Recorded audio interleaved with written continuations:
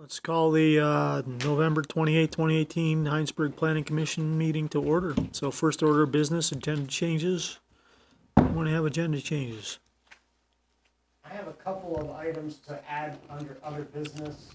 The town is applying for an Act 250 permit amendment. You get notified as a function of that. It's minor. The town is applying for an electric vehicle charger grant application. It needs planning commission concurrence and Joe's signature. Select board has already authorized it, but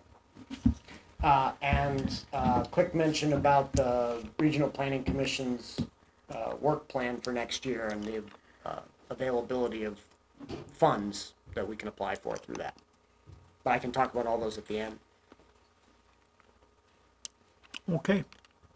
Move on for public comments for non-agenda items. I assume you're here for an agenda item. And you're the only public, so we'll move on to item 3. Official map revisions. Public comments and questions. So per Kyle's question before the meeting started, I haven't received anything additional since the last meeting.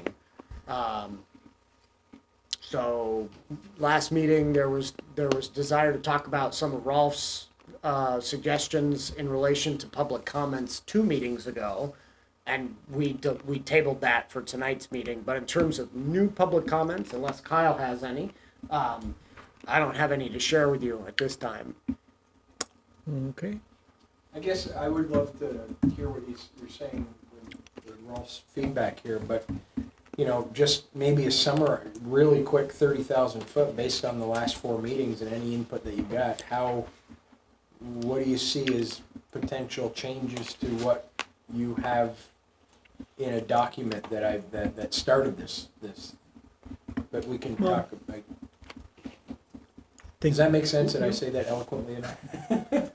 I know what you're asking. The draft that we've got out for everybody you're referring to. Yeah. So at the last meeting, the commission gave me marching orders to make several revisions to the map based on some of their observations and some comments.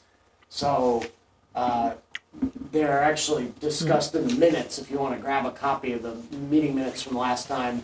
But some of them include adding a future trail connection. Couple trails. Couple trail connections. And one of them stormwater near Ballards. Moving one of the stormwater. Yeah, that's the minutes you got there.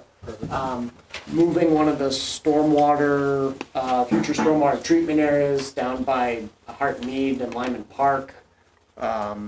Adding some additional sidewalks that I think were on the current official map, but I had taken them off in the draft version, and the commission said, no, put them back on. So the east side of Mechanicsville Road, for example, was one that they wanted returned to the map.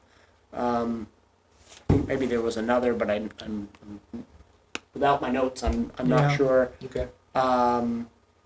Draft 5 that we have that you had on the table here does not include those. Correct. Changes. Yes, none of those changes It's have still been not a made new yet. draft. So I am collecting all the changes the commission wants made, and then we'll create a new version that they'll probably look at the next meeting, so that we're ready to go to a public hearing whenever they feel it's timely. But I think those were most of the changes. This is the 4th meeting we've been talking about this and sort of ready to receive public comments. So I've kind of forgotten, without referring back to my notes, like whether there were some changes discussed at that first meeting in October. But that's a flavor, Kyle, of some of them. In terms of comments, we have comments from Peter Erb, Lenore Budd, Nathan Fry. I'm gonna say the name wrong or pronounce it wrong. Is it Uti or Tally? One of your neighbors, and from Teresa Sellerman. So, are any of those comments going to be reflected in any changes, or are they reflected in some? So Lenore's comments were related to trails, and so the commission is going to make a change based on that comment. And is that in here? with regards to the Yes, summary? Okay, yes, all it's right. described in the minutes of the last meeting. Teresa Selemon's comment didn't result in any changes. It was more of a comment or an observation than a request for a change. Peter Erb's comment, I think is still in play. He had a suggestion about another possible stormwater detention area, but no change has been made yet on that. Nathan Fry's comments were not so much of a change request as a comment on the need for open space and green space areas. And I think he was particularly interested in the Lot 15 discussion about where Hannaford's proposed and having that stay on the official map and become something for community use.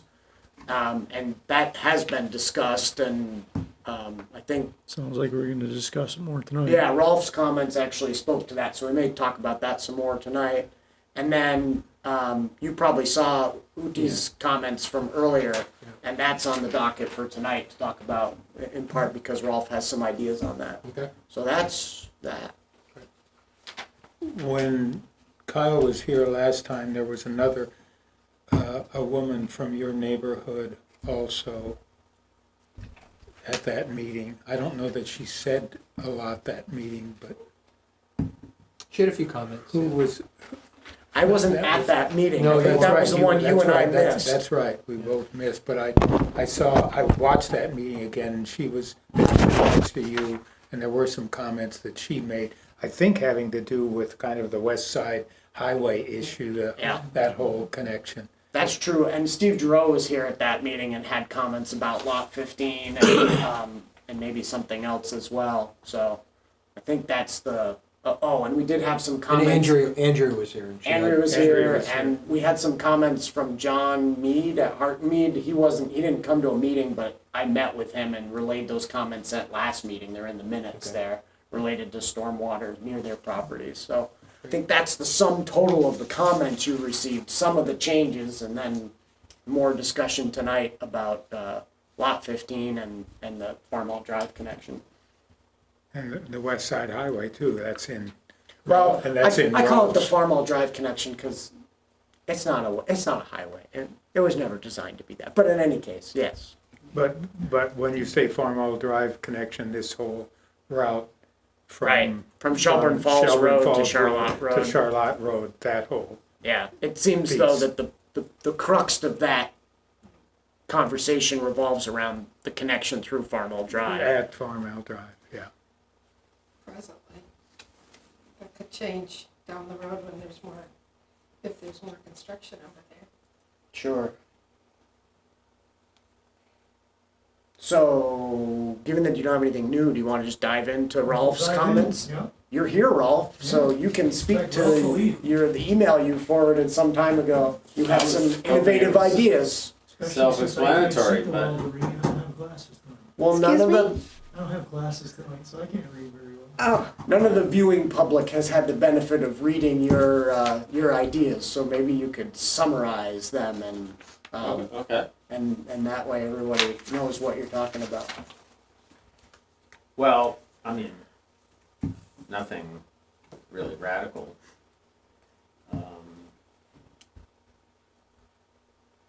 I think when we, understandably, when we listen to the folks that live in Creekside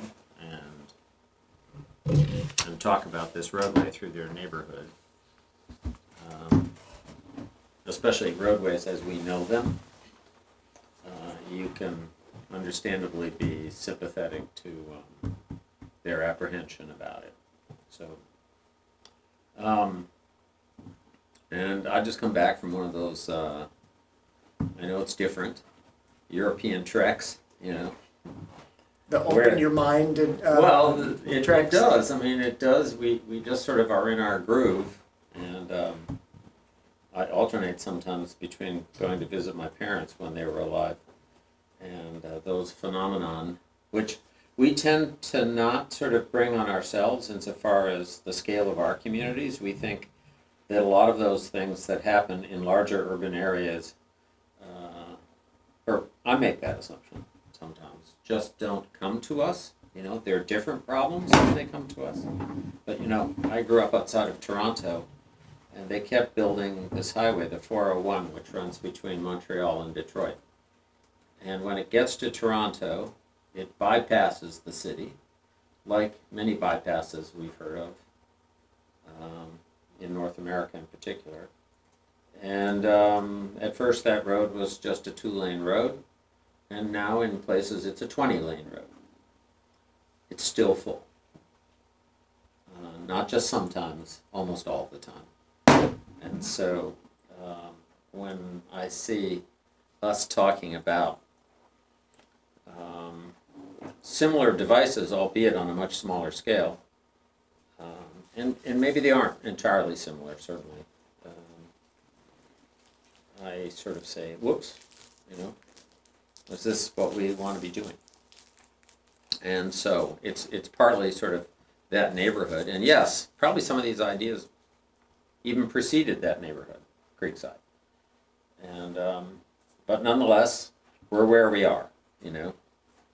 And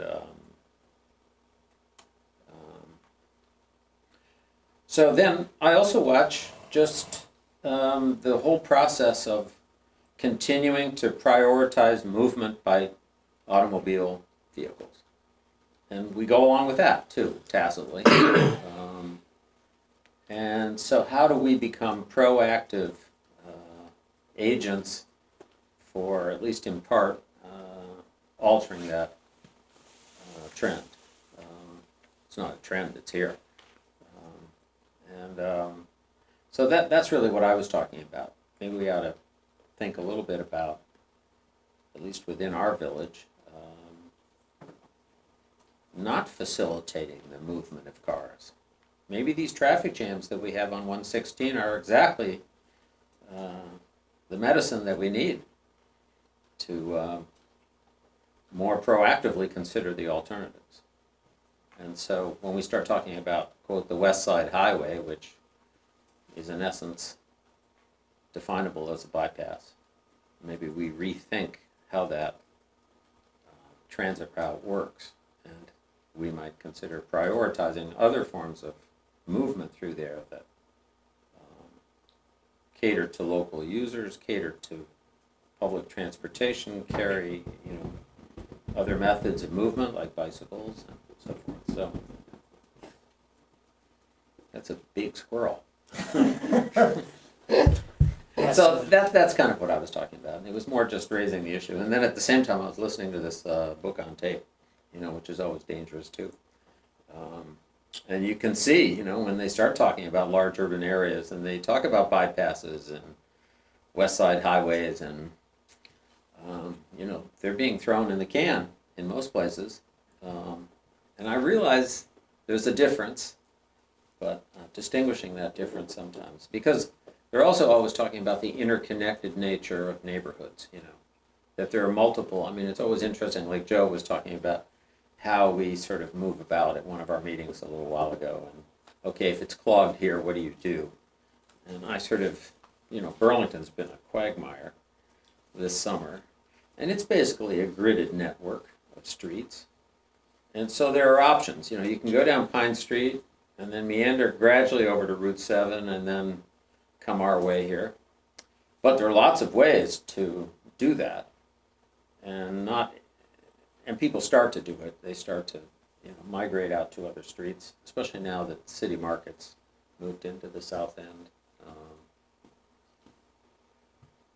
So, you know, no, I didn't have an answer. I just sort of said, you know, are we on the right track? By the way, the key is you go up to the top of King Street, you take a right, and then you take your first left, and you go all the way up until you get to the intersection right before the one Yeah. in front of Redstone, Yeah. and then you go there, and then you go. That's the way out of Burlington. So you're comfortable with Absolutely. You and I are on the same path, We more are. or less. We're Probably at slightly different times, Yeah. you know? I come from the new north end, so I take a different route. But Yeah. Yeah. there's lots of them There are. through Burlington, and Yeah. we had to explore many of them because of all that construction you were talking Well, like, about. you know, around where the jail was this summer, you wouldn't have thought that closing that little street was Farrell, yeah, Farrell? Drive. yeah. That makes a Havoc. huge difference. just havoc It was, yeah. on Shelburne Road everywhere. Well, I used to live on Farrell prior to moving to the new North End, and, Yeah. yeah, that street gets a lot of traffic. Well, Yeah. it used to until they closed it for all that work this summer. And then I was sort of saying to myself, gee, they've closed this street. What if they change the character of this street? You know, because really, in some ways, if you live in those buildings, there's a side to me that sort of says, you shouldn't be driving through there, Rolf. You should go right out Swift to Shelburne Road and bite the bullet, you know, even if it is a little pokier. But no, we all meander through there. It was okay. I lived there, and not to toot Eric Farrell's horn, but and Mike Boucher's, because I think he helped design it. But they did a good job with the pedestrian infrastructure. they really did. The multi-use paths and sidewalks are on both sides of Farrell. They're removed from the road and they're wide. Yeah. And so as a pedestrian, I always felt like I don't was. feel bothered. I wasn't bothered by the traffic. I had to pay attention at the crosswalks for sure, but. Well, I use that area. Good rapid flasher beacons and all that. I mean, I've been through there, and it seems like the queues, as far as, you know, driving are good too. That you're in a neighborhood. Yeah, there's definitely I think some twisty turns It's a and little stop signs twisty. and There's all that. some bumps in there. The pedestrian walks are clearly marked. You have multi-story buildings around you, so that you get the feeling of enclosure. You know, that says you're in a populated area. And all those cues. Now, once you make the right, you can kind of head towards you know, underneath the interstate and toward the jail. You don't get those cues anymore. You know, and it feels very, very different. So as you're looking at the area in between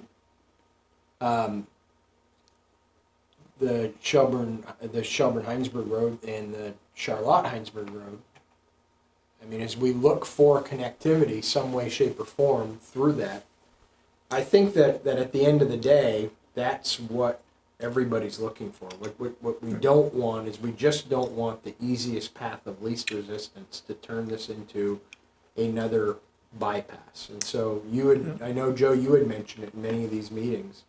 You know, I think these visible cues are important. Trees, curbs, Extremely important. stop signs, you know, one ways. I don't know. It just, but I think that it's essential as these neighborhoods get developed and these pathways get developed. I think that Creekside, there was a mistake in that the streets, the roads were not, the developer was not anybody's fault, just nobody really, I don't think it was thought of, but the streets should have been made wider. They should have been, you know. I mean, as we discussed before, there was no official map Right. at that point. There was no master plan.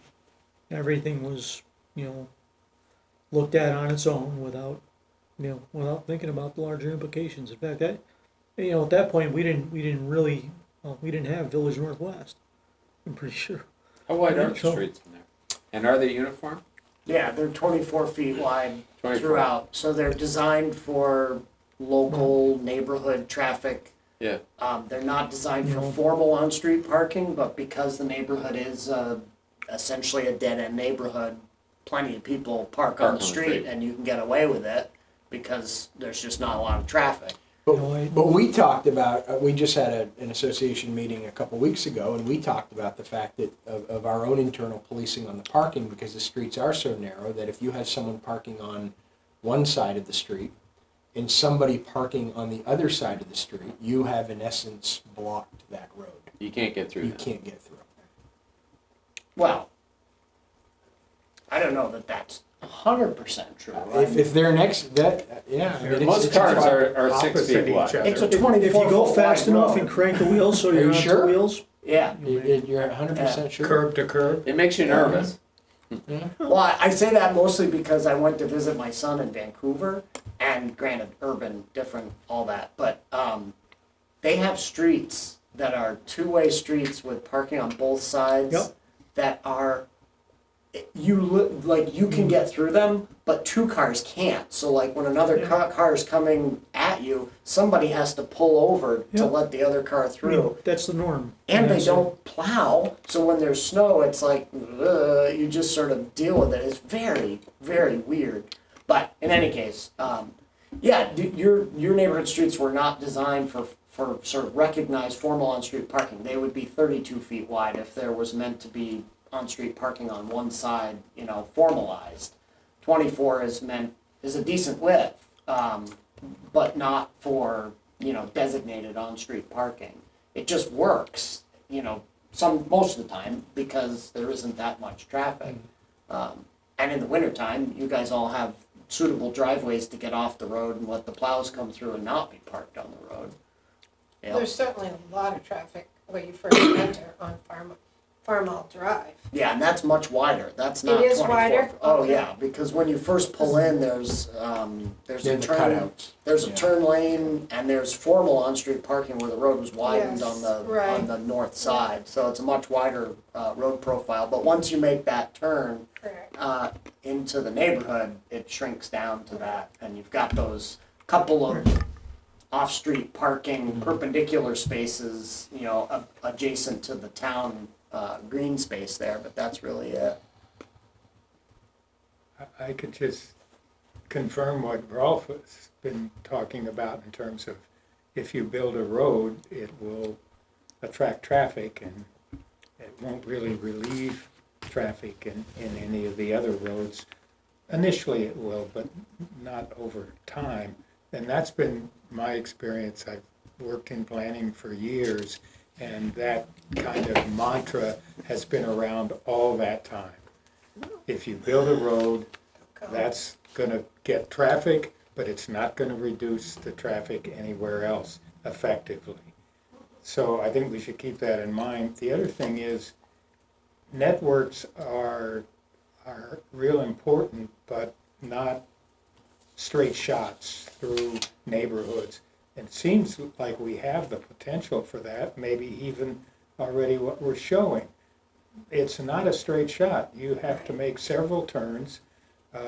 We might even consider repositioning some of the connection so that you could get from Shelburne Road to Charlotte Road, but you could, for example, you could not have the leg on the north side of Creekside that goes to the west, Right.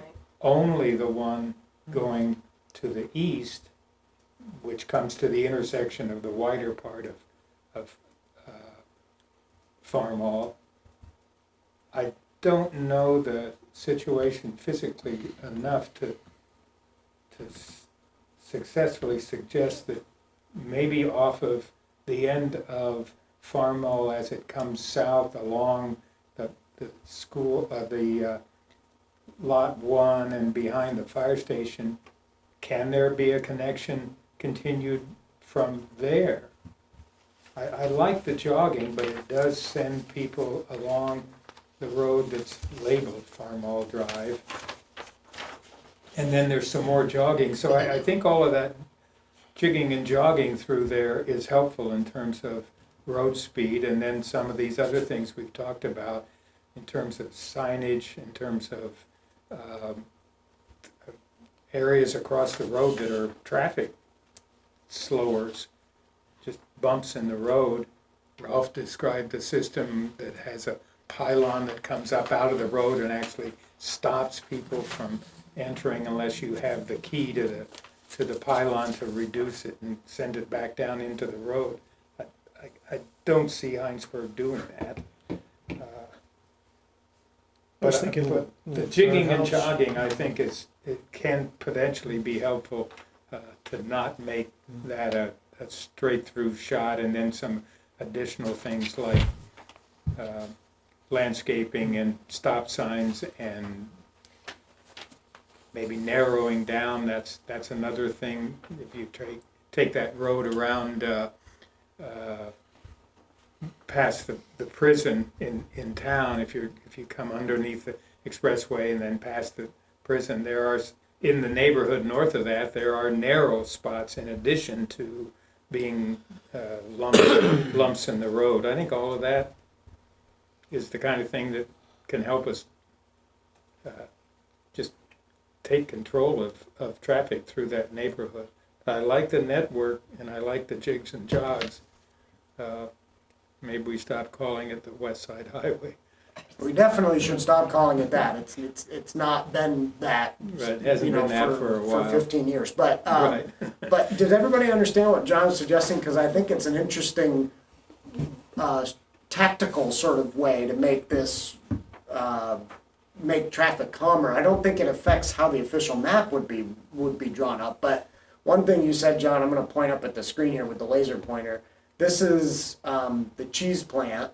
Where is the cheese plant? Right in here. In there. And so the proposal is that, you know, the town would take over the driveway to the cheese plant and Stella Road that comes down to Charlotte Road down here. And that, you know, that would provide a little mini network for people to be able to drive through here and maybe avoid this light and that sort of thing. But then it would also connect behind the cheese plant to across the canal to Farmall Drive, which is what we've been talking about. And I think, John, your observation, which I think is an interesting one, is that, you know, you've got jigs and jogs here. When you come behind that cheese plant, even though this looks like a straight line, there's going to be some It's serious not, issues going through there, road constriction and such. But once you get here, there is this straight segment that goes right past Kyle's house, which is on the corner. And I've always thought of the connection going in that direction and then turning and then coming up and then turning, you know, in the Black Rock proposal and going up.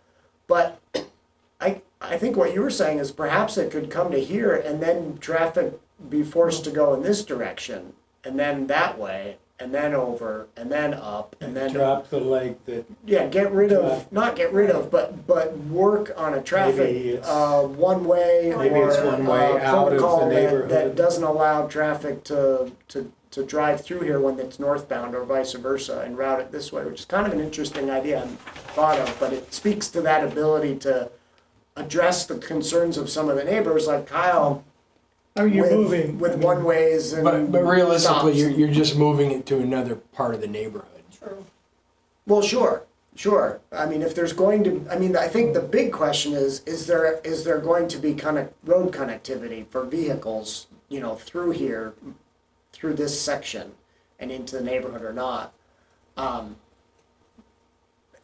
One thing I would say is that what we're talking about this in the context of is the official map, and the official map is there to ensure that future development doesn't cut off the town's opportunity to install future community facilities. All these connections we're talking about are at the discretion of the town, and the future select boards and all of that jazz. Placing these official map sort of encumbrances or first rights or whatever on surrounding property doesn't necessitate that those future improvements happen, but only that the possibility remains and that they don't get developed away. I mean, that was my point from 2 meetings ago, was that Yeah, in there's a some more form. decision process beyond the official map as to whether things really get built, right, where they get you know? built. I'm looking at Google Earth and wondering also about coming behind the storage facility, the Lyman storage, and then over through that kind of wasteland where the people in the public house employees park, Right. and then joining Stella Road there, kind of at the parking lot of Public House and Smoke and Cure. Let me bring it up on And screen. crossing that gravel parking lot, that is mostly the folks that work at Smoke and Cure, as I understand it. That's just south You of the road where. could, or just join the Stella Road. Yeah, I'd be headed toward Stella Road, but not from the west end of the cheese plant, but rather from the end between the public house and the beginning of the rest of the cheese plant building.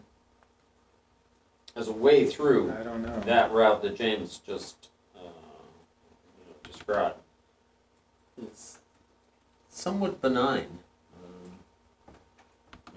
It's definitely convoluted, but still provides sort of a link. So James, I wasn't completely following you. Can you point to it or use? Still So I goes was through the edge of the suggesting neighborhood. coming through here, Yep. Right. coming Doing around that. behind the line of storage, Yep, and then this Going. whole area is just vacant, rubble. yeah. Right, that's the old building. Right, right.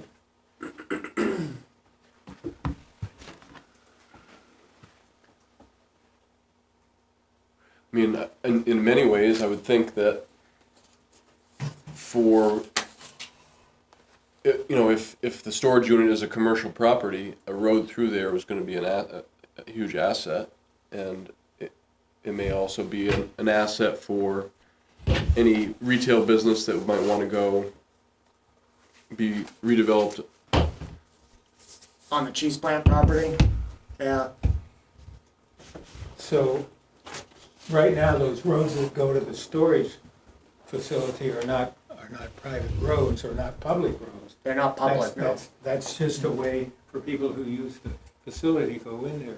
So if you came down there, you can make that a public road Well, to serve that, or? the problem is that the storage units actually, the doors are right there on that Right, side. right So there. you'd So have to do- have the do road you- offset Yeah, from the do you- building to some Does the degree. road come back over this way and then come? Yeah, No, I guess it has to I turn mean, all the way to there to get past the least, public house and the cheese plant. you would create a very sinuous Right, definitely. connection. And then you could still come, you could go here, there's this gravel parking lot now that I think most of the people who work there use.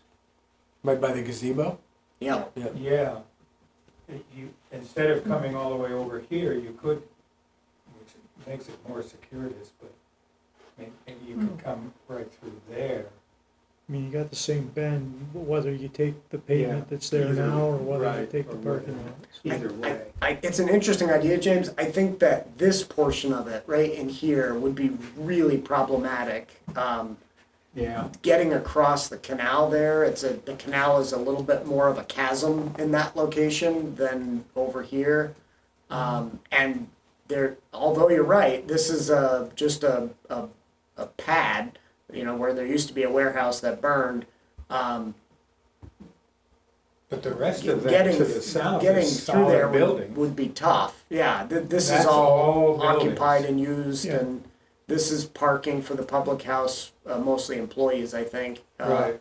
Not that couldn't go away, but anyway, this part would be tough. Getting across the canal and then getting through this area. Well, we know that, I mean, either way, getting over the canal is tough.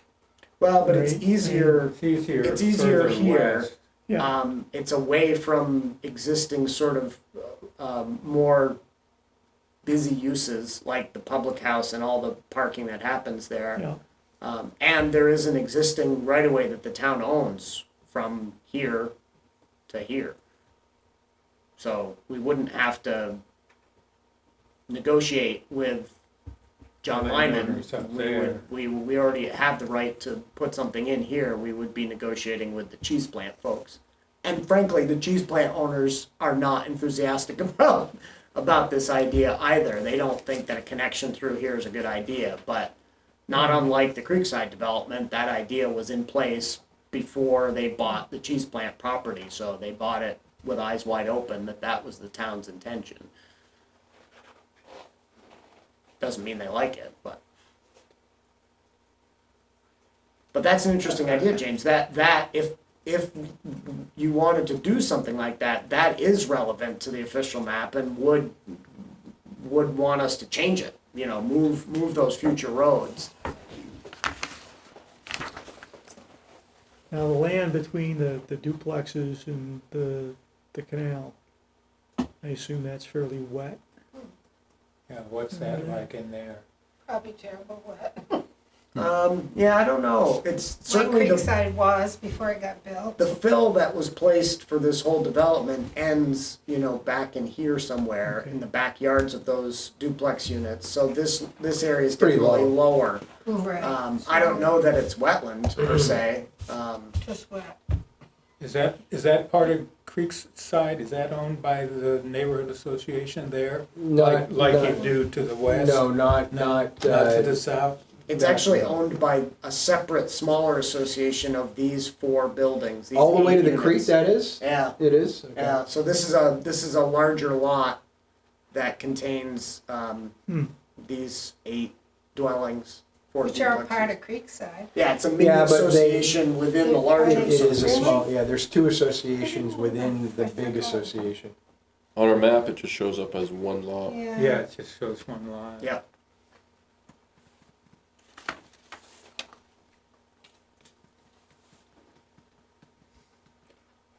I mean, Alex, I keep going back to what you said about, just the official map, basically, creating notice that, there's a potential public facility there so that, if development does occur, it's already registered that there's a public interest in the property. Basically, I don't know what the right word is, but, in this case, I think it's important to reserve some right of way. You can argue, about whether the full right of way is vehicular or not. I mean, I think if you break this up into parts, hopefully we could all agree that, there's going to be some vehicular connection between Commerce and Shelburne Falls. Right, so if you break that up, so Commerce to Shelburne Falls is one point. Commerce to, I'll call it Cheese Factory is another, and then, Cheese Factory to Charlotte is another. So you can break it up into at least 3, maybe 4 if you want to talk about, what happens between Patrick Brook and Commerce. I mean, I think the northern, 1 or 2 segments, no matter how you call it, hopefully are less controversial in terms of a vehicular, and in the bottom one, it's Charlotte to Cheese Factory. I would hope that's non-controversial. I mean, that already exists. Yeah, it's really lumpy and it's hard to use, but it already But people exists. do use This it. section of Stella Right, Road. that Yeah. Stella Road section. Yeah.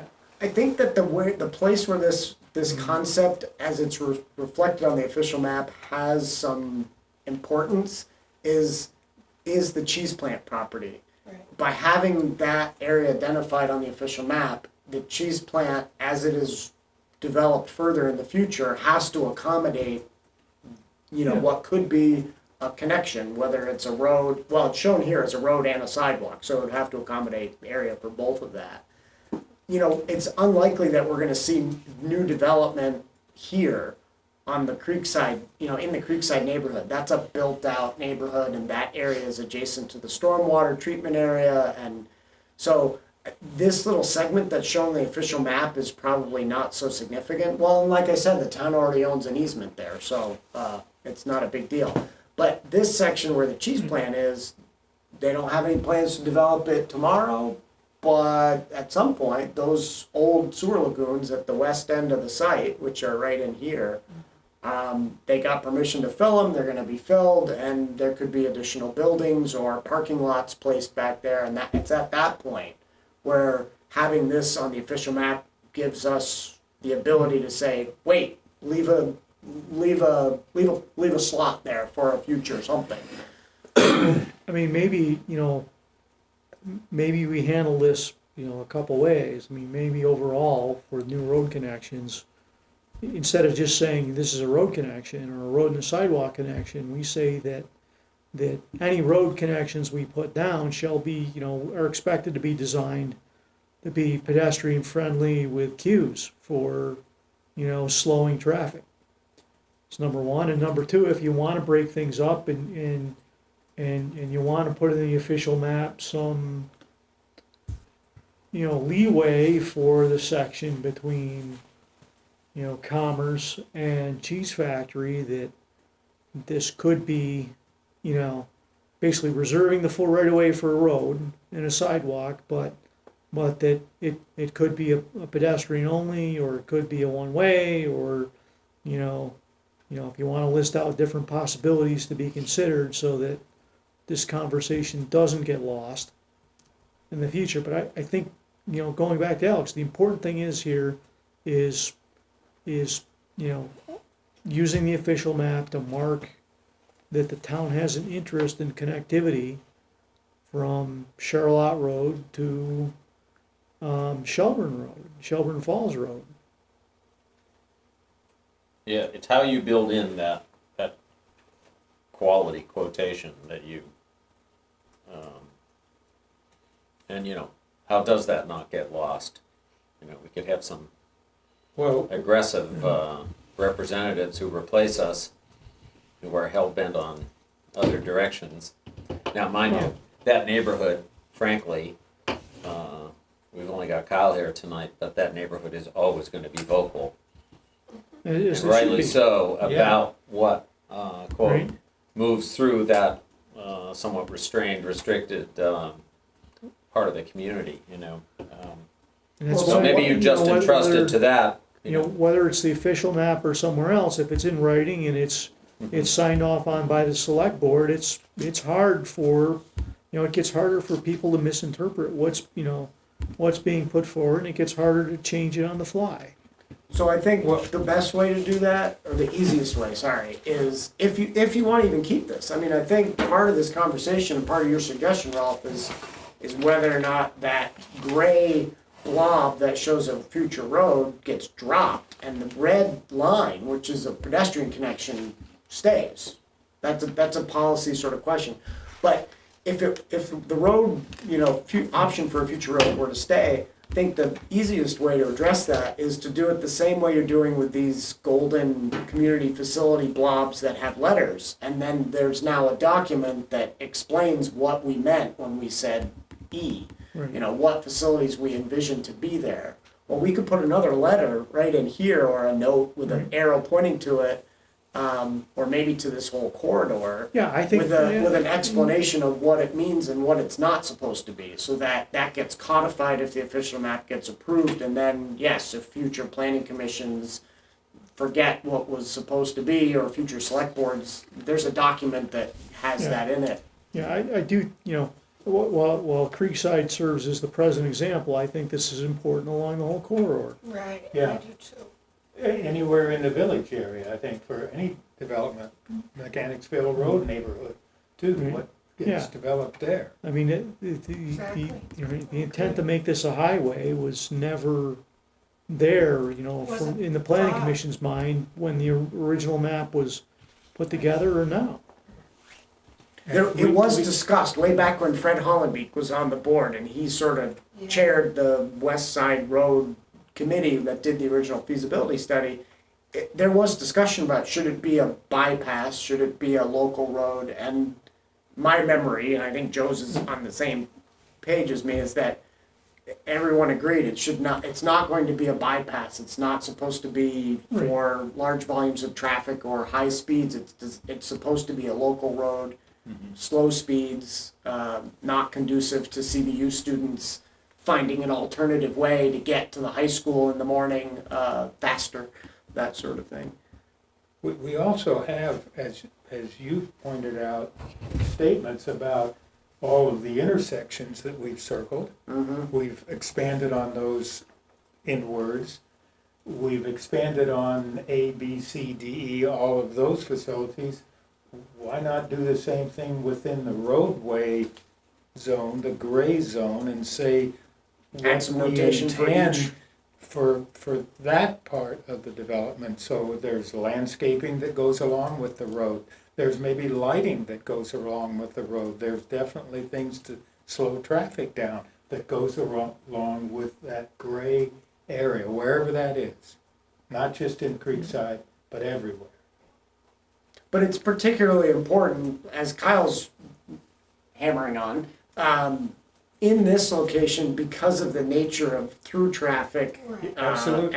Oh. And less so, for example, in the In the Mechanicsville Mechanicsville Road sort of neighborhood, 'cause new it neighborhood that also might is get kind built, of because that's not gonna more of a connect dead through end. anywhere. Well, yeah. you aren't specifying any roads in the new neighborhood, so it's not the same, it's not the same thing, True, right? yeah, You're designing roads in the Village Northwest, you're stipulating they will where be they're gonna here, be. At the yeah. same time, you want the whole Village Northwest to be a walkable community, right? Which means that when you put a road down, it has to be, right, built to allow that walkable community. Well, I guess my concern, Joe, I agree with what you've said, but my concern is we don't want another Creekside with roads that are too small, Correct. built up off of Mechanicsville Road in that potentially new neighborhood. We want to say But- something about the roads that are in there, maybe not with locations, but with what are their criteria, width, landscaping, I'm lighting, having a etc. hard time agreeing with that. I mean, what is, are all narrow roads bad? Well, we've talked about I the mean- drawbacks I of mean, it's a, Creekside. well, I don't know, I mean, there's a Kyle lives drawback in there. Creekside because, we have a neighborhood that is, that we're thinking about integrating into a larger, traffic plan, but if you're, if your plan is for dead ends or cul-de-sacs or, isolated neighborhoods, right? Why can't roads be narrow? Or why can't 80% of roads be narrow? Or some amount, maybe so, but I it's- think that, talking about the roads within the neighborhood is all I'm saying. We need to be aware of, there will be roads there. it's just one more thing you can do in the toolkit of slowing people down. Well, I think personally, the roads on Creekside, nobody thought about that there's gonna be any connectivity. Right. We're just gonna go in the development and come back out. We don't know what's gonna happen with these other developments, so I totally agree with John. No, but We should be planning ahead, that's what we're doing here. you can look at topography and try and understand that. Look, in the case of the Quinn property, right, if that's what we're talking about, right, we do have a public facility up there, all right, so we want a decent road to go to that, because there's gonna be in and out traffic from that, right? But otherwise, what is the town's interest in, defining all that road network? Will we eventually, as a town, end up owning that network? Possibly. Well, Or that's will we make not it- the norm. But that could change. Who owns the roads in Creekside? No, The town The does. town now. does. Right, I would think, that's not village, correct, where Right. But the Quinn's town- are, but the other stuff that we're talking about. Right, overall, the town had an interest there because we have commercial. They should have an we- interest we- everywhere in the village, in my opinion. I will say that road widths and whether roads have dedicated on-street parking or not are decisions that typically get made during a development review process. Correct. And it depends on the nature of the development, and there's some interplay at that point with whatever town road standards the select board has adopted and given to the DRB as, implement these. So there are some cases where we might be ahead of ourselves in defining all that as through the official map. There may be other cases where you look at a particular road segment on the official map and you just say, we know right now and forever and always, it will need to be at least 32 feet wide in order to accommodate, 2 lanes of traffic and on-street parking on one side, or, 40 feet wide to accommodate on-street parking on both sides, or what have you. So I don't know that it's one or the other, but But we don't often design the roads this far ahead of having an actual development But you plan s- that's But under we need review.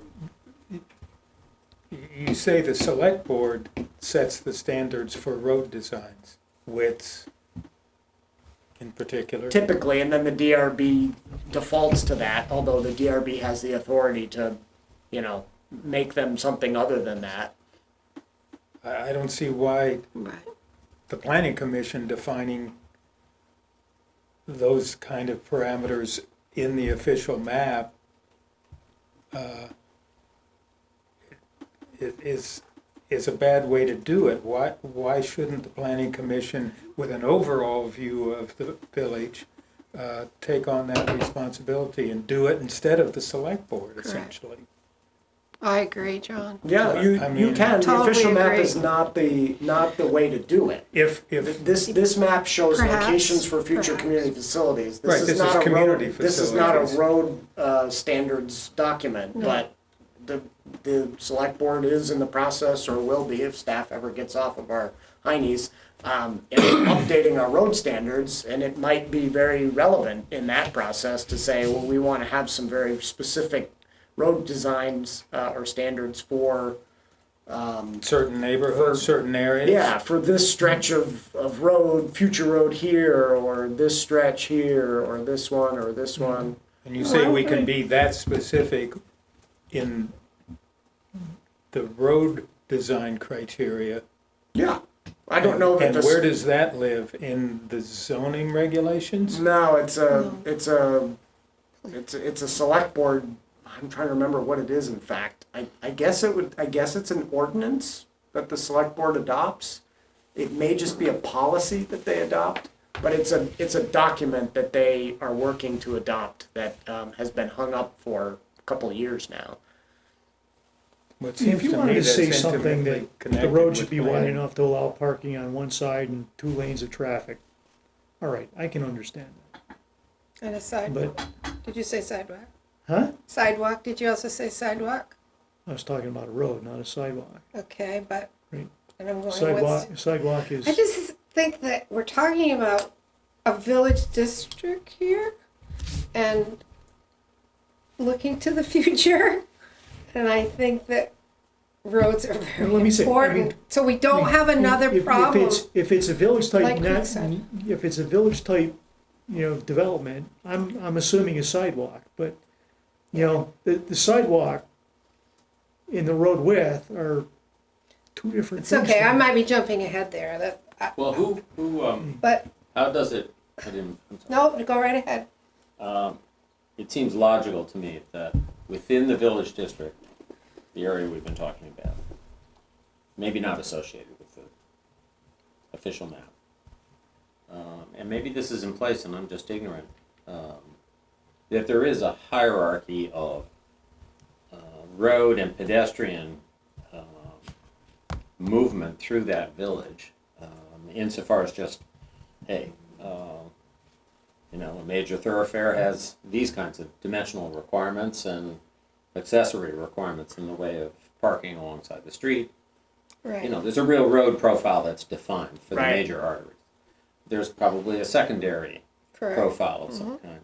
There's probably a tertiary one. Yeah, a lot of communities have those There's level maybe of a back standards. lane one. Yep. I don't think we have that level of specificity in our We don't. And I think as it pertains to the village, I think establishing that, and then when development does come along, Right. depending on density, and then you establish how that hierarchy is translated into the making of that particular neighborhood, Yeah, and I think that you as a commission have talked about wanting to do that through another facet of your design standards work, that the town plan says you want to be more specific in the regs to ensure the build out of the village growth area is proper and something that people can be proud of. We've been talking about open space design standards. We're hoping to get this grant for architectural design standards. One of the other ones that you had talked about wanting to work on was streetscape design standards, and I think there was some discussion of road profiles. Yeah. Creating road typical diagrams that would do just what you're talking about. And I think what you're talking about too, Marie and John. So we can do all that work. And I think those would want to be incorporated into whatever road standards the select board Right. adopts. I think that in the official map, maybe we keep it, we have those in verbal descriptions to some degree, but not highly specific road typical diagrams that are attached to Right. this document. I'd agree with that. Yeah, But I think it would needs to agree with happen that, on, too. I on agree. some level, and Well it's a said. great guide for, people who are gonna make added neighborhoods within the confines of the village district, And I would simply say, I think that's the responsibility of the planning commission Me to too. So I do, participate in that work of I do road want to profiles. get back to the official map though and decide what we're doing with, this set of connections that are on the official map on the west side of town. And I mean, my suggestion as earlier would be that we, annotate these, letter them, whatever, and, list what the expectations are for the connection. Right, so that it doesn't get lost and it gets affirmed by the select Right. board and it not open to interpretation.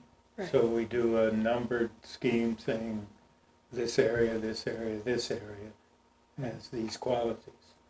Like our ABC, maybe it's part of that sequence, I don't know. I mean, if you wanted to break it up into like I said, 3 or 4 sections, and I would expect each of the sections, most of the narrative is gonna be the same.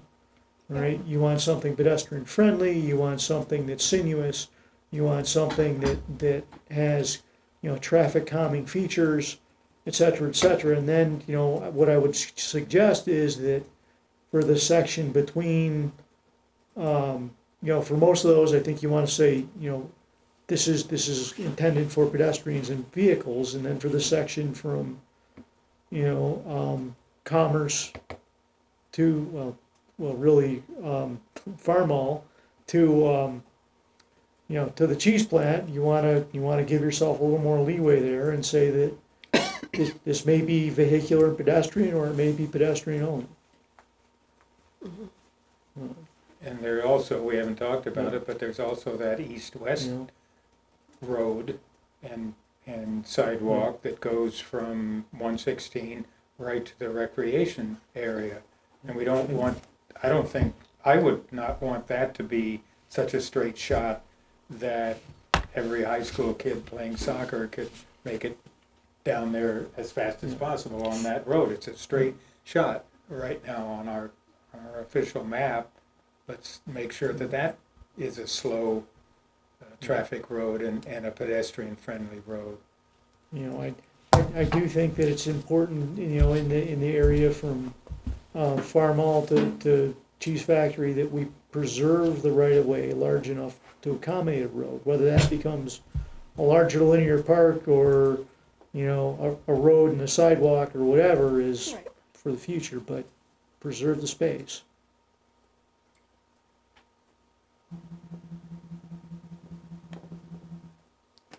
So it's a question of what those annotations say. Right. I think And, you're right. and what the individual parts are of that north-south and east-west network.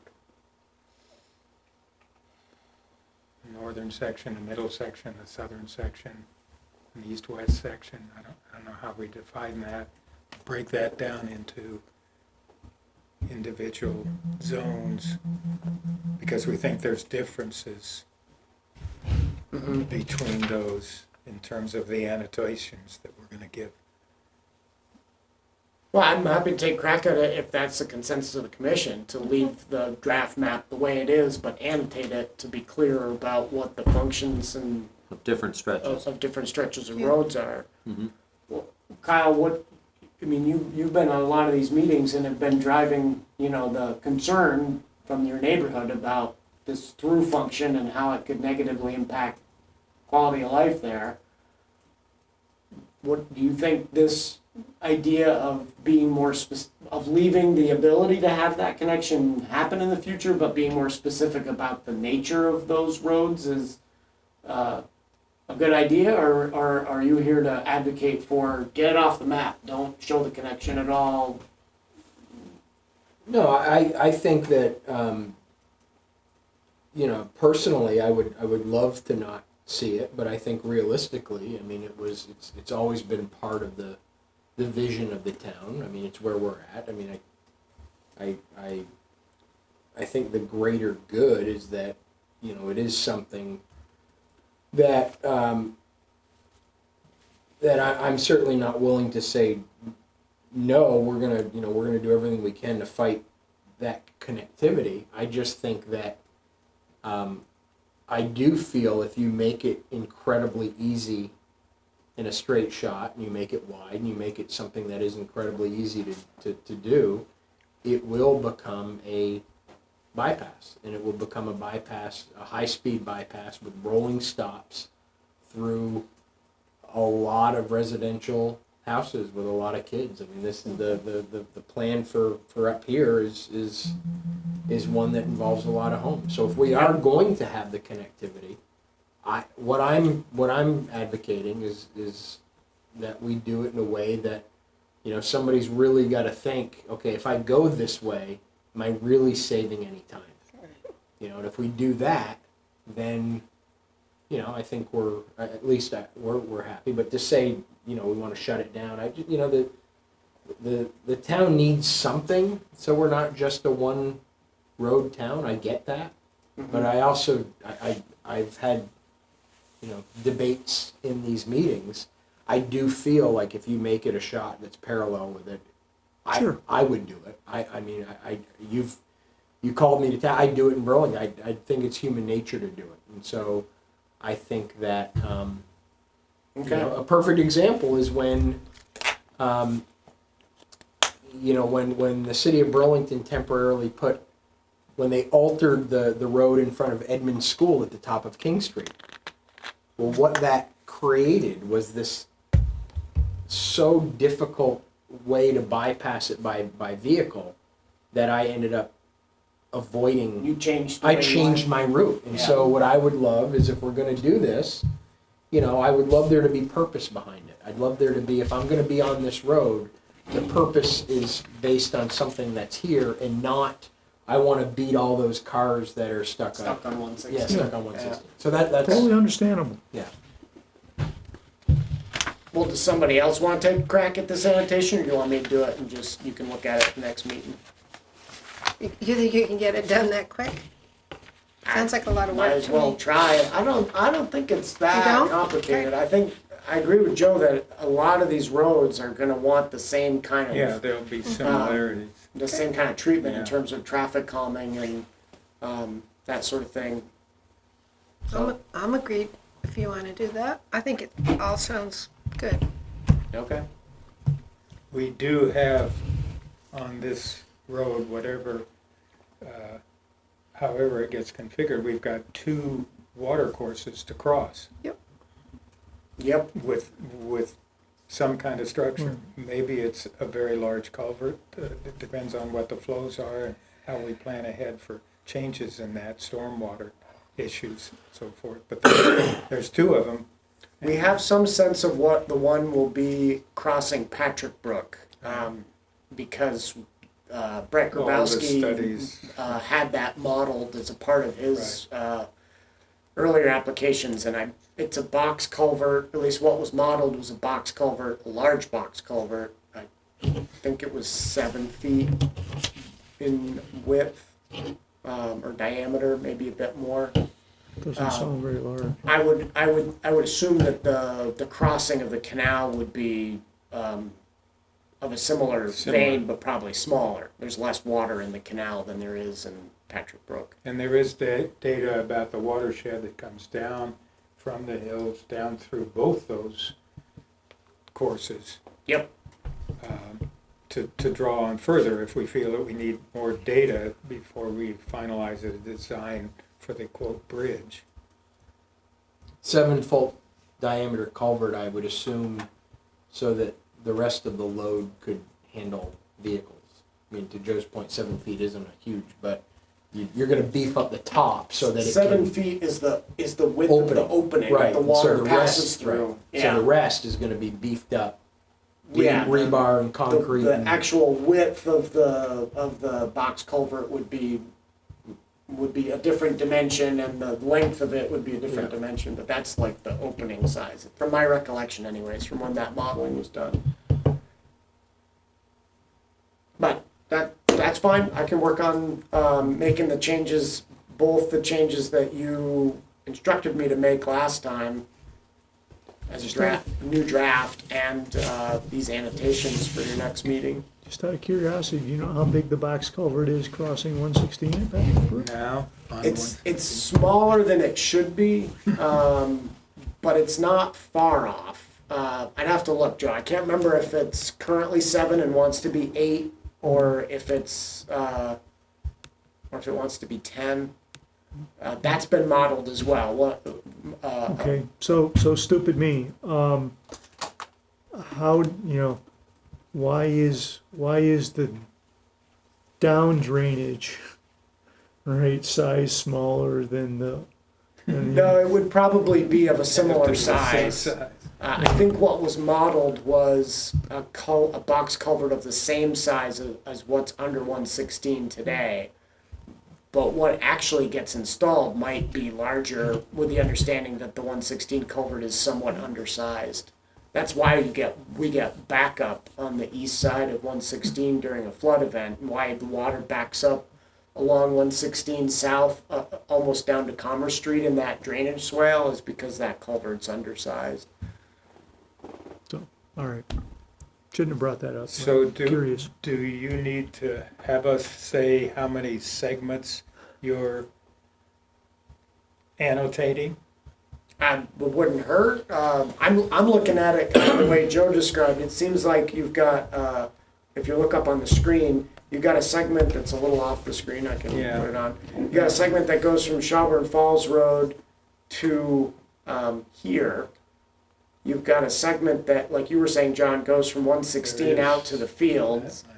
And then you've got a segment that's here. I guess you've got this as a separate segment, and then this down here. So I don't know. I'm thinking maybe it identifies 4 or 5, but again, I don't know that the language is going to be that different amongst them. Yeah. Yeah, But it might be useful in the longer ones that appear to be straighter and more problematic to be clearer about them having to be different from just a straight shot. I mean, and that was the whole point of these gray blobs, is that this is I forget what the width of that is. I think it might be 300 feet, 150 on either side of the sidewalk shown in the middle.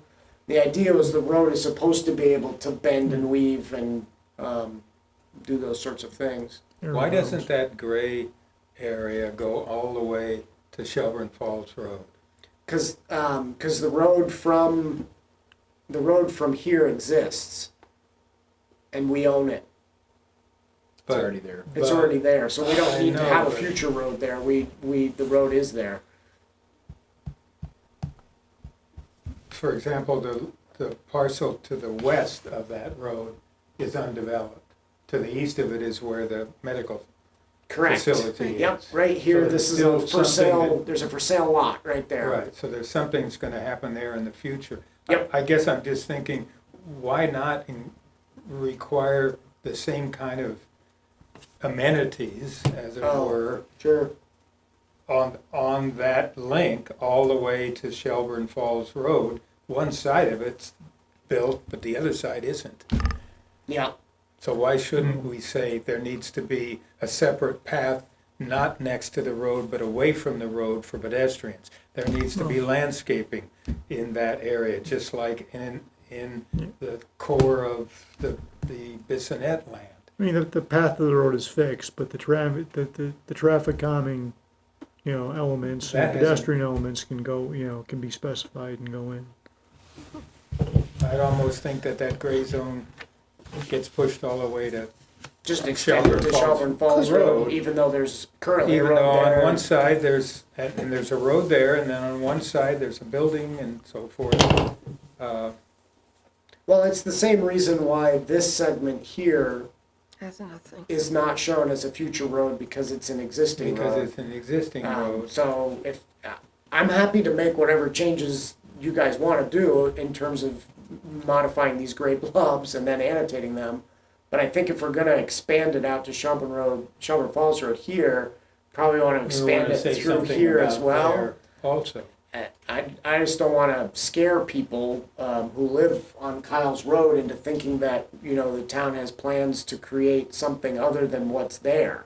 well, There's if not it's room to defined do as a much. separate section through through the Creekside development, if that's defined differently and the attributes are different there, we're not, we won't say we're gonna widen the road there. Well, yeah, I guess I'm We're gonna- stuck on what the official map actually does and not the ornaments that we're talking about adding onto it to make it clear about what we want within it. What the official map does is it tells this property owner right here, who currently is not shown on the official map, if we add gray in there, it tells that homeowner, if you try to develop anything within your front yard, within that gray blob, we may want to buy that from you. We may want to take that, you may not be able to do that.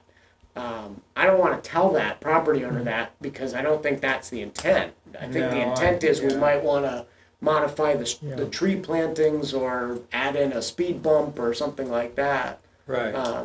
That's all, John. That stems from the original discussion about what the official map was gonna do, but what we're talking about tonight is a little bit value added, you know, with the descriptions. Yeah, in some respects, I think we've learned, you know, for, at least for undeveloped, you know, pieces of property, that the more specific we are, right, about use, that the better it'll be looked on, if we have to, you know, get into litigation. Well, maybe I can just add, you know, if I'm adding annotation to these gray segments, maybe I can add, you know, a different type for this segment and for this one, you know, to recognize that they are existing roads and that they may be, Yeah, modified in ways that would serve those same purposes of traffic calming and the like, as opposed to having those property Building. owners be encumbered by a possible future community facility that actually isn't gonna happen there. It's just gonna be Unless you can, revised. unless, who owns the trees? The landscaping is done by the town. So the trees, maintenance and taking care of them and so forth is the town's responsibility, not the owner of the house that Mhm. the tree is in front of. so I'm good with that type of symbolic division, Alex. I think that's a good idea. Well, when I whip something up and you can hack it apart. I don't wanna make The it next too meeting. complicated. I mean, there's already a Yes, lot. you do. There's a lot that's already on here, I understand, Yeah, yeah. I understand that, and I don't wanna have, well, this gray area here Yeah, is yeah. cross-hatched, and that's Right. different. No, I don't wanna I understand what you're saying. Sometimes it's simpler just to extend the existing Put sort of that symbol nomenclature. So there. Rolf, Yes, sir. you also want to discuss lot 15? You did have some suggestions on that front in your email. Which 20 is- after 8, so we should be succinct. Which is E on this map on the screen. No, I sort of have read some other stuff since, and I think we're being specific enough. Oh, in the description we have for Yeah, E yeah. in the companion document. Okay. By the way, as an aside. How's that for succinctness? That's succinct. In regard to that, there's a meeting tomorrow night in the community room at the library to discuss what Lot 15 committee had studied on Lot 15. There are 3 options of possible ways to use Lot 15, and the idea is to start talking about other ways of using that lot from the town's perspective, and it's an open invitation, and RGH would like to see as many of the planning commission there to get their opinions about how that might be developed based on what Lot 15 committee has already talked about. We tried to get the emails of the people who were on the Lot 15 committee, and the only one we really know is Joe's. I don't have Rocky Martin's, I don't have, No, I'm not prepared to come and speak. well, you don't have to and- speak, you can just listen. Right.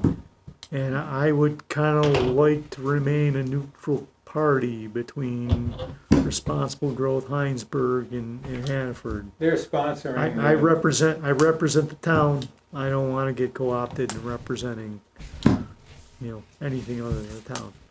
Well, But you'll be if- there, right, John? So you can report back if there are Yeah. good ideas that come forward related to Yeah. our description of E in the official map? I'm gonna be there, and the only thing I'm gonna talk about is what I did as part of Lot 15, not as part of RGH or the Planning Commission or the Select Board.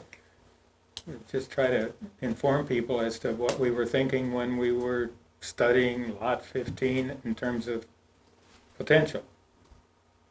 Ping me tomorrow by phone or email and I can get you contact info for Rocky Martin.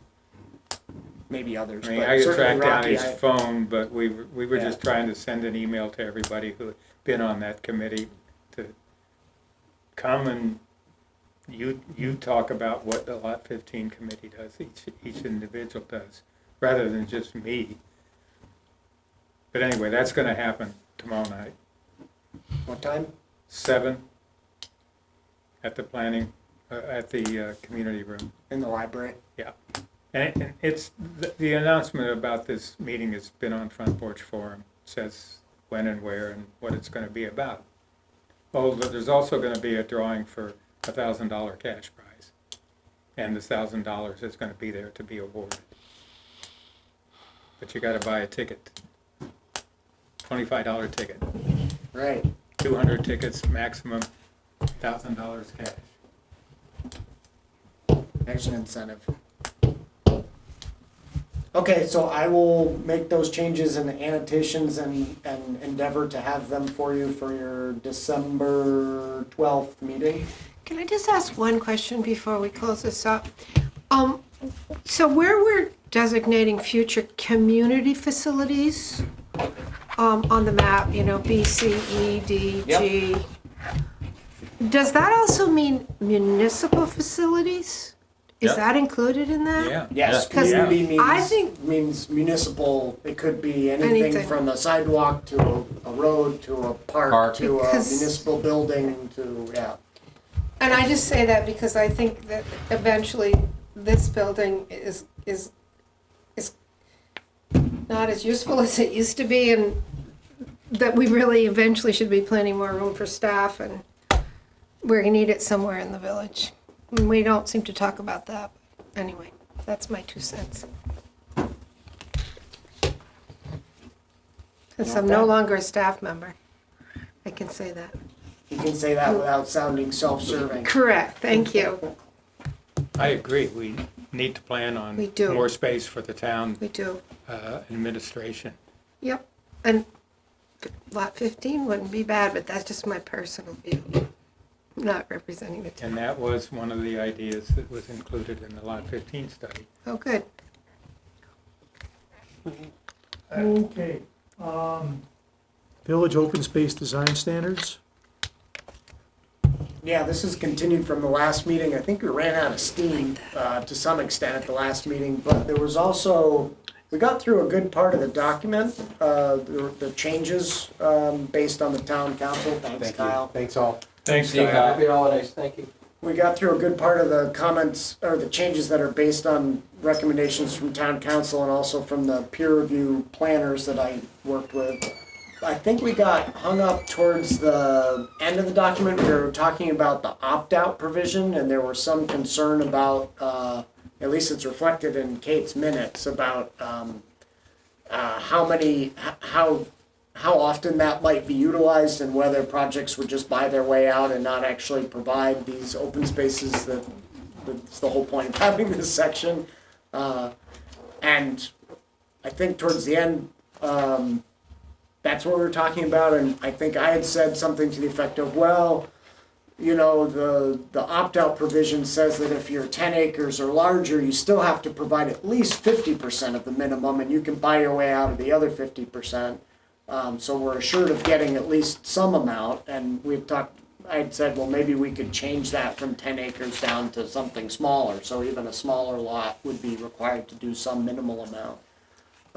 That's my recollection of sort of where we petered out. And John, I think you wanted to think about it some more and. Yeah. Well, one thing in particular that I've thought about is the criteria that we set at the bottom of page 1 of the village design standard piece that Alex has provided. Some of it's red, some of it's black. At the bottom of page 1, we have a statement, residential development, 200 square feet per dwelling unit, and then we have the similar kind of thing for non-residential. It seems to me that there are a few simple things we could do to be maybe a little more objective in terms of why is this amount of space what we're suggesting as or what we're requiring as the criteria. And I've got a bunch of notes about how we could go about developing some data of sorts behind that, and I don't have to go through that now. You and I could talk about Sure. gathering this data and whether your office and the rec department and the town clerk's office could help put that together, and then we could base our recommendations on something real. So I'm talking about inventory the open space we currently have, inventory the use and the time and the number of participants in the space we have. Seems to me the rec department knows those things. Identify the inadequacies of what we have now, just what we have now with our current population, our current open space, and that includes trails, it includes soccer fields. And then evaluate how much of the population will increase by Village Northeast, Village Northwest, Mechanicsville neighborhood, all of these areas that are still potential development areas. How much more population will that create, and what do we need to meet that amount of a population? And out of that, back out then how much 200 square feet per dwelling unit, maybe that's justifiable, maybe not. I think this one's a particular, I think it's an issue that people won't necessarily support when we've got a lot of other things to spend our town money on. I don't think that developing all these kinds of open space will necessarily come to the top, and I'd like to be able to at least point to some more objective reasons why we think it's important to plan for this kind of open space. I'm curious as to how much of our town income through real estate taxes comes from all the residences and businesses and industries that exist outside what we define as our village area, and how much of our real estate income comes from all of those activities inside the village area. I mean, if I'm sitting in my farmhouse up on one of the hillsides, how much do I care about supporting more open space? And it seems to me it does come down in many ways to the dollar amounts of what do these various public facilities cost the town. So I think there's some ways to identify the reason to have open space more objectively and not just be our hunches, which Well, seem to be so far our hunches. I understand the thought, I'm not sure I wanna break it down to pure dollars and cents and who's paying and what. Because even if you live up on a hill road and, you know, I live outside the village myself, So do I. but I benefit from having a village, right? A center for services, for meetings, for, social gatherings, whatever. I mean, that's part of a community, and that's really one of the things that makes us different, than a lot of other small towns, in Chittenden County. And I think that's valuable. We wouldn't spend a lot of time as a planning commission talking about, official maps and zoning areas unless we felt it was important to the whole town that we, fostered growth and diversity of services in the village. I agree with that. I have definitely heard Hinesburg residents say, I don't care about the sidewalks in the village. I never walk on the sidewalk in the village. I never go down there. I just don't use the village the way some people use it. Certainly people in the village do. And I'm not advocating for trying to figure out how much of our pot of money comes from those who live in the rural areas and those who come in the village. But I do think it's possible, with not a lot of work, and to in a page have a summary that says this is what exists now, this is how we're using it now, this is what is inadequate now. So we need to fill in that inadequacy, and we're proposing a growth of X number of people. That's going to create more demand. Let's try to also identify how much that open space needs to be. And stop there. I think that analysis is actually more important and relevant to the official map that you've been talking about, and the A, B, C, D, E areas Yeah. that you've identified, because I think somebody could make a logical argument that's a lot more public, municipal community facilities, a lot of recreation discussed, different types of recreation than we have today. Do we really need that? Why do you have that many places identified? These design standards are about something different, in my mind anyways.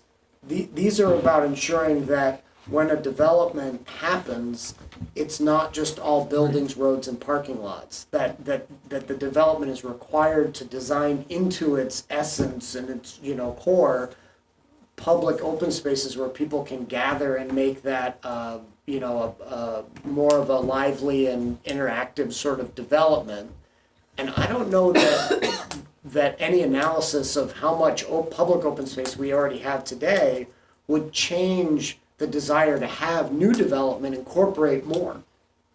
In order to make that development something that people are proud of, would want to live in, would make Hinesburg unique and not just, we have lots of whipping boys, right? Not just Green Crossing in Williston or someplace in South Burlington, but a more rural village that has interesting integrated green spaces within its development, high density development footprint. Do you know what I mean? I mean, why wouldn't we do it regardless of what the analysis showed?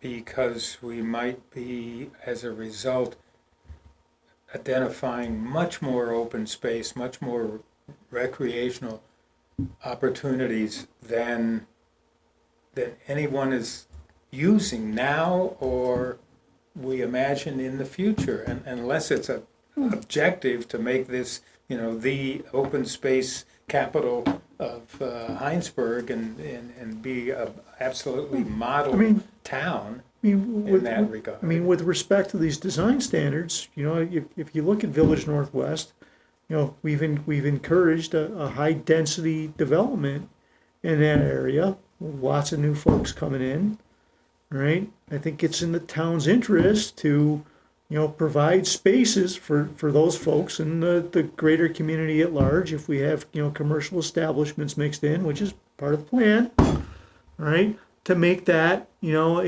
interesting, livable, enjoyable space. Well, John, you started with the numbers, the bottom of page 1 where it was 200 Right. square feet per dwelling unit How did and we all come that. to those numbers? Trying to do an analysis to better justify what those numbers should be, that makes sense to me.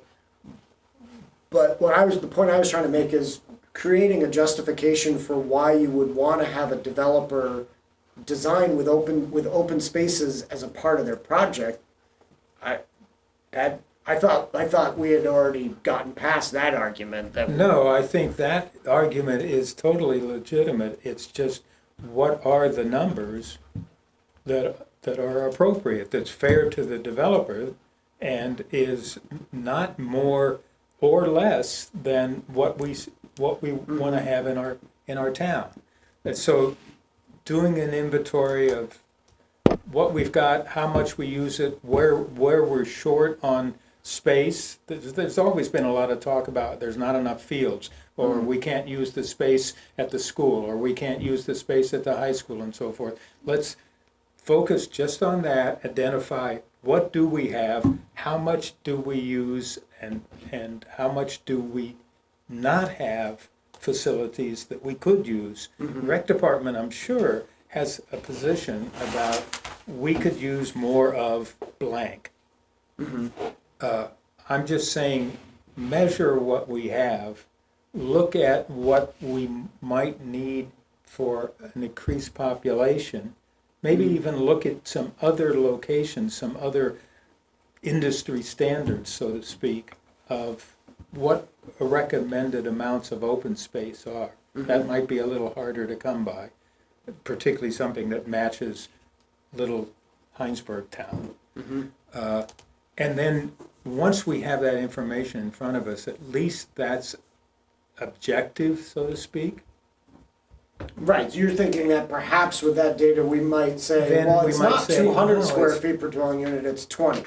Or it's not 200, it's 140. Well, Or something like not right, something like that. I'm not meaning to get it down to the exact square foot. That this is a range. This is a I thought, John, an that objective. where we were going with that particular requirement was more sort of driving at the kind of relief space that any sort of use, whether it's housing, commercial activity, rationally needs. I don't quite know how you determine that. right. I'm what's sitting here rational. thinking, gee, it'd be interesting to sort of look at some of these numbers that we are utilizing and, basically conceive of a structure with imaginary stuff in it, but with some rational numerical process in place. And okay, if that's all residential, this is the resulting sort of open space that is attached to that particular structure, and see what that looks like, Right. just visually. My sense has always been that the larger recreational needs for open space in our community are hopefully satisfied, at least By- for the village district, by this map. The official map, yeah. Not necessarily by, again, not to pick on some of our current developers, but I think frankly there is not a sense of, hey, what's appropriate insofar as just the development of, say, the bagel bakery. What kind of open space, outdoor space kind of requirements are appropriate to the particular use that's in that building, for the residents and for the people that go and use that commercial. The Bristol Bakery. For example. Yeah. I certainly don't know what that magic number is. We've given that sort of a go. It'd be interesting to model it a little bit, I guess. Yeah, and one of the suggestions was to run more examples within the village and say, this is what would be required if you did it here, and to run some of the existing developments through the same Yeah, Right. rubric and say, this is how much would be required and how much did it actually provide and does it work? yeah. So we can certainly do some of that. Maybe John has given himself a research project with a little bit of assistance from me to do in parallel with that. Well, I think what Ralph suggests is a good idea, and that was one of the things I thought of also. You have some examples that you have given in this text so far. If there's 10 units, if there's 40 units, if there's 100 units, I think you did that breakdown. Yep, there's 3 scenarios. Right, so what if we, in addition, since we've already got those, what if we looked at the neighborhood of, that would develop under our imaginations along Mechanicsville Road and say, what would that produce? What would it yield? What Yeah. what if we just ran it out and saw what that produced? Testing our assumptions, I guess, is what I'm suggesting in our actual town. Sure. We don't have to have just freestanding examples. We can say, here, this is what would happen. Here, this is what would happen. Yeah, I think that's a good idea. I'd hoped to have done it actually for this meeting, but I just haven't gotten to it. So, but I think that's a good idea. And I'm less clear on exactly all the things that you talked about doing, but if you want to work on a little bit of that, and I can try to help a little bit, then I will caution you expectation-wise that the rec department, as I understand them, and Jen McEwen, who's our rec director, is more knowledgeable, but I work with her, so they are very focused on the here and now, on making programs happen for current Hinesburg residents. And whenever I speak with them about thinking forward, it's usually very focused on just what the issue has been. So rec fields has been the issue ever since I came to work here 16 years ago. Yeah. And now they have them, and they hopefully will be able to use, the full complement of them in the next year or so. And so to ask them, well, what are your heuristics about, the next recreation area that we would make that might be designed for elders and not just for younger people who run around on a rec field?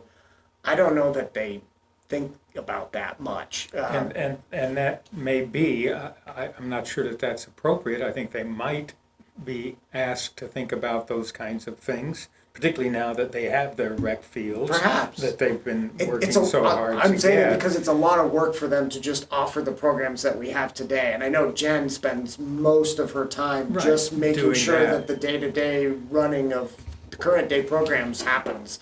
But I still feel that we should be able to put together pretty simply, maybe you, me, and the rec department, what do we have now as facilities? Sure. Just Yeah. a list, Yep. a little diagram Square of each one, footage of or them, something, yeah. We've got this much soccer fields, we've got this much basketball courts, et cetera.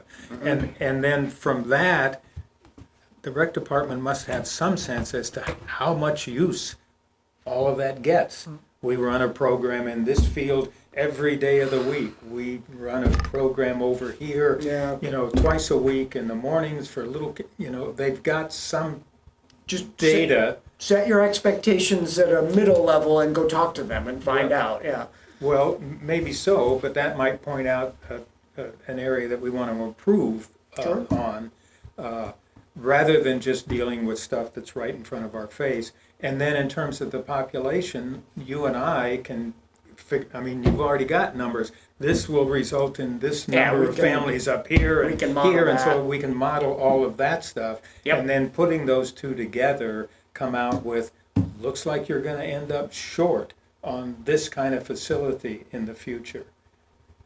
Yeah, the only cautionary piece that I was getting at is if all of that good analysis and perspective leads you to the conclusion that we have plenty, we don't need any more, we're in good shape, and a developer comes in and builds a project with no public open space in it, just roads, sidewalks, yards, private yard space and buildings, we will have failed, even though there's technically enough public open space for people to do what they need to do. I think we will have created a development that is not what we have been talking about all this time, you know, But that's, you're assuming that we're not gonna know that that could happen. And the final decisions that are at the bottom of the page here, that's still ours to make Sure. outside of what some analysis of the I think existing that's Alex's conditions. argument all along. Even if the analysis said that you had enough, that you'd still want to have an enjoyable space when you build out. Right, Yeah, these right. numbers are I mean, based on the desire to have a reasonable sized space to make that development an attractive place to live and recreate. They're not based on what you're talking about, which is a different way of looking at it, on that plus what does the community already have and what will it need. So I think it's just two different ways of looking at how to determine how much space we should be requiring of these developments. And I'm not suggesting we give up the notion of what would it take to create a really comfortable, livable, satisfying neighborhood. Right, just back it up with some additional, I Data. think it can only help our case to present this to the town with some information about, look, this is what we have, this is how we're using it, this is what we're suggesting for the future. And I'll work we can get together and talk about this analysis. I'm not expecting the board to do that. right, offline, bring it back to them. Right. I do think it would be beneficial, what you're talking about, John, with regard to the official map. I've been a little nervous about the fact that Jen and I haven't sat down and really had a real thrash out session with what you're proposing. And I'm a little afraid that the reaction's gonna be, well, that looks kind of neat geographically, but oh my God, I can't imagine the town ever owning B, C, D, G, and E and being able to manage all of those spaces, you know, for parks and recreation or what, or municipal facilities. Right. And we probably should have that sort of stare down the barrel conversation to see if that's true. But like Marie said, you know, as the town grows, town administration is going to grow with it, and our capacity to manage more will be there. And That's our charge. And again, what is the purpose of the official map? It's to put a stake in the ground. Space. Right. Right? right, serve the option. Certainly seems that Enough Ralph is said. sort of on the, like, we've always talked just about what children need, and our population is growing older, and I think Ralph was on that track a little bit. I mean, Right, we need bocce and pickleball. whatever, or a community, or a center like in Charlotte, which I don't know for sure what they call, the senior center is what they call it, Yeah, correct? yeah. We It's don't pretty have much that. So I got about 10 and 9. Where are we going from here? Good Get us question. back on track. No, that's okay. Well, so what I'm taking from the conversation, and especially John's nudging, is that we should spend some time running some more examples of what this would yield in actual Hinesburg locations and maybe existing developments. So I think we need some more time to do that. I'm not sure that can be pulled off in 2 weeks. So We could have some of it, we could have some of it in 2 weeks and maybe the rest bring what we have afterwards. to the board, and Which brings you to, Joe, to one of the items under other businesses. We're trying to figure out your meeting schedule going forward. If we're Right, done, if yeah, we're done it's- with number 4 for the night, it kind of It's sounds time. like we are. We have things to go back and do. I think we got to go to number 5, all right, which is minutes November 14th. I had a couple of changes, Kate. On page 3, second paragraph from the top, it starts, James D. wondered about lower of 2 fields behind the church. The prior conversation is talking about a different church, and so it's a little confusing, so I would propose to add the word united before church, so it's clear which church James was talking about. And I want a clarification, top of page 2, first paragraph, end of that paragraph says, Joy felt the village center was impossible to retrofit. Actually, that's not what I really meant. What I meant was, that it's impossible to get landowners, given the size of lots, right, given the density, to be expected to make all of the, necessary stormwater improvements on their own. There just isn't the space, it isn't efficient. So in that regard, right, the responsibility really does fall to the town to plan for, best fix, community level stormwater treatment.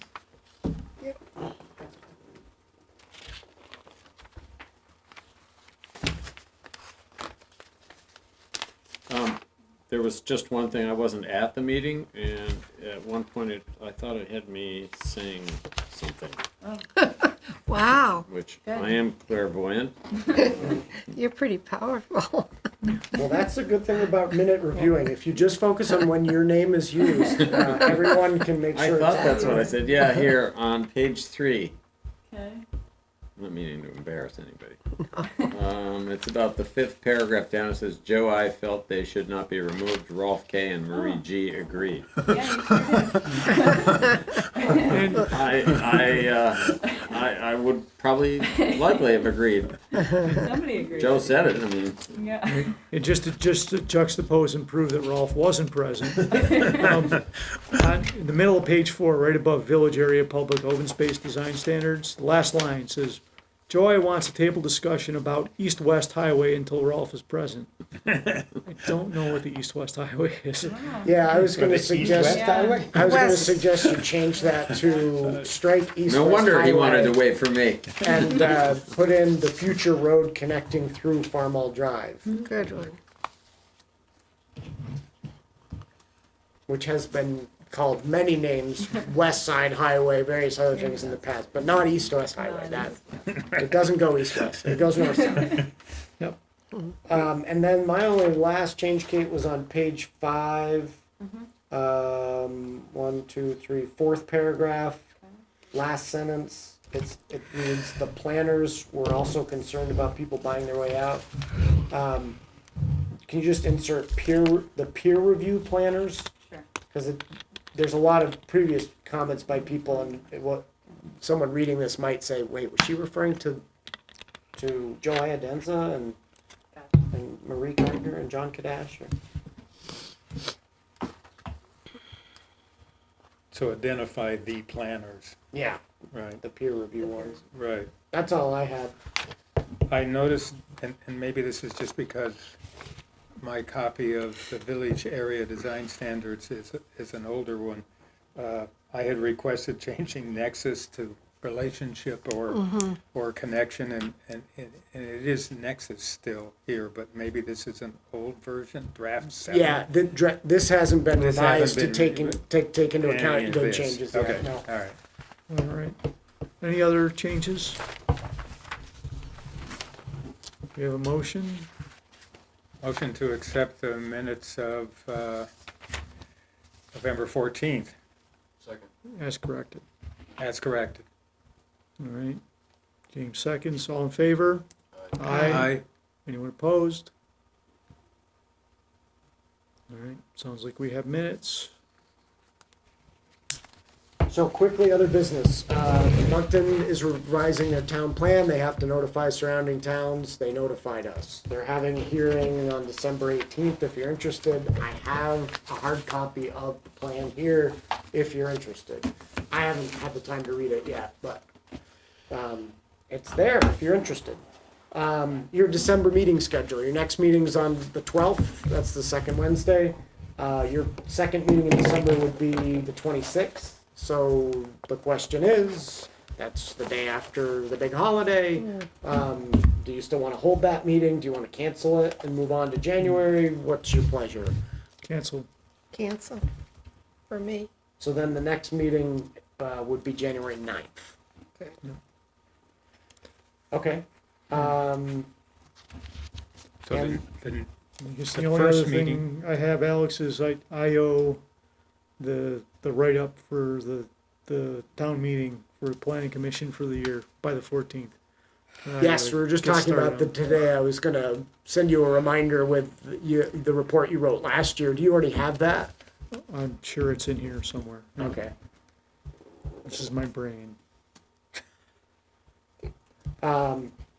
So the only other items I wanted to add on at the end here were the town had to get an Act 250 permit for the highway garage redevelopment.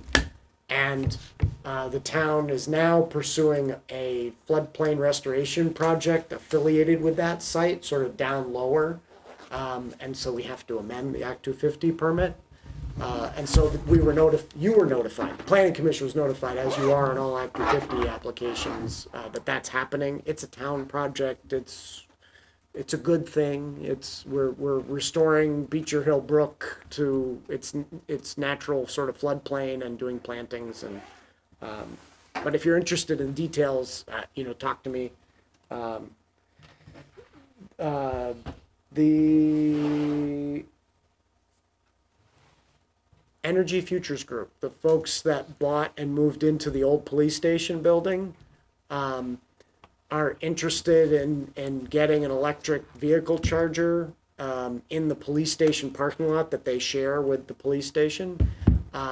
There is a grant available from the state to do that, and they have done the lion's share of the work to write up the grant application that's due at the end of this week or later this week. The select board discussed it and signed off on the necessary resolution form at their last meeting. And I didn't realize this, but it's similar to the municipal planning grant in that it requires that the planning commission recommends the application as well, and that Joe sign the resolution page indicating that. So if you have questions, I can tell you where it's going and all that jazz. If you don't, and you're agreeable to the town applying for this grant to pay for an electric vehicle charger in the police station parking lot, I would love to hear a motion authorizing Joe to sign the resolution form. So moved. Second, discussion? No, I have something to bring up about that before we vote. I watched the presentation that Richard Fazy made at that meeting. I wasn't there, but I watched the whole thing. Nowhere, and part of it is relocating where the charging station was initially proposed, which was close to the fire station's fire pole or flagpole, and moving it over several spaces, which places it out in the middle of the paved area. It's not up against the fire station building. It's not up against the little area where the flagpole is. It's moved over. Right, it's still on the edge of the parking lot. But it's But it's in the- totally undefined area. It's on the edge of the parking lot. Right. But it's not defined. I'm not aware of any, and you might have experience too, of any facility like that that is put in a parking area that's not protected from something running into it. And Oh, there well- was no indications that there were bollards or curbs or anything to be included with this work. Now, I know that's not our jurisdiction, but I'm not sure the town wants to okay doing it if it's not protected. Well, just to clarify, my understanding is they are proposing bollards to protect it. I'll see if there's a plan It would that be shows great if they that. were, that, none of that came up when Richard presented the proposal. So in their cost estimate, they include $900 for pole bases for bollards. And they also include 4 steel bollard poles with yellow sleeves. So it will Do they be, show that on their site plan? You I- have a site plan there. yeah, I have a little plan. I don't see it on the plan, but it's been my understanding all along that that's That would be their provided to proposal, protect because they it. don't want people pulling into those parking spaces to just drive over the electrical charging station by mistake. That would not be good. No. Yeah, So none of the if plans that actually is, show if that them. is covered, then Yeah, it's my understanding that it is, and I think that the cost includes money for those bollards, so even though they're not shown on these plans, they are planning they're bollards. written about and they're Yeah. identified as a cost item. Yeah, and the reason Okay. that the space moved over a site was so that it would be someone who parked in the handicap space could use it, but if no one was in the handicap space, it would also be accessible to 2 non-handicap parking spaces. Previously, it was sort of between the handicap space and one of the regular spaces, and the thought was moved over the one handicap more space doesn't see a space. lot of use, and that this makes it accessible to more people. Richard's notion was that the charging cords are long enough so that if it was between 2 regular spaces, it could still reach over To the to handicap the space, handicap yeah. spaces, which is 2 spaces away. Yeah, that's the thought. All in favor? I Anyone opposed? Don't think so. All All right, right, Alex. Joe, don't let me forget you to have you sign this. And then the last thing is the Regional Planning Commission annually asks for, solicits for projects from everybody in the county, actually, not just municipalities. Planning projects related primarily to transportation, but it doesn't have to be just transportation. Most of the money flows through transportation. Anyways, we get this every year. We tend to apply every year. The select board ultimately decides what we apply for, but just know that the applications are due January 18th. So if the commission has thoughts or individual commissioners have thoughts on what the town should be applying for in this, for these planning funds, you know, feel free to talk to me. I have 2 projects that I want to talk to the select board about, hopefully on December 17th when I present the planning budget. One is a scoping study of intersection improvements at 116 and Riggs Road. We know that something's going to need to happen there in a major way, and there's been a previous village scoping study in 2014 talked about a roundabout. It seems like with all the development interest there from BlackRock and Jan Blumstrom's property that that it's time to start that planning, and those kinds of big ticket state highway improvement projects can take decades. So I'm going to try to pitch that to the select board with the hope that maybe some of those private developers / landowners could help us cover the local match to go towards a project like that.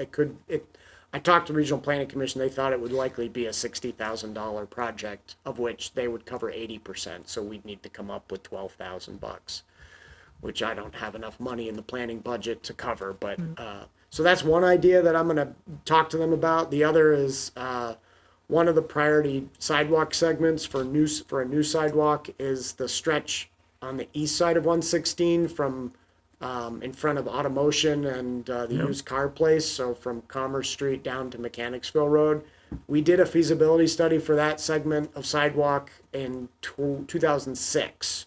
So you'd think we could just go get a grant and build it, but I'm concerned that the 2006 was so long ago that A, the cost estimates are probably wildly inaccurate, and B, that there may be things we should be thinking about that weren't considered in that study.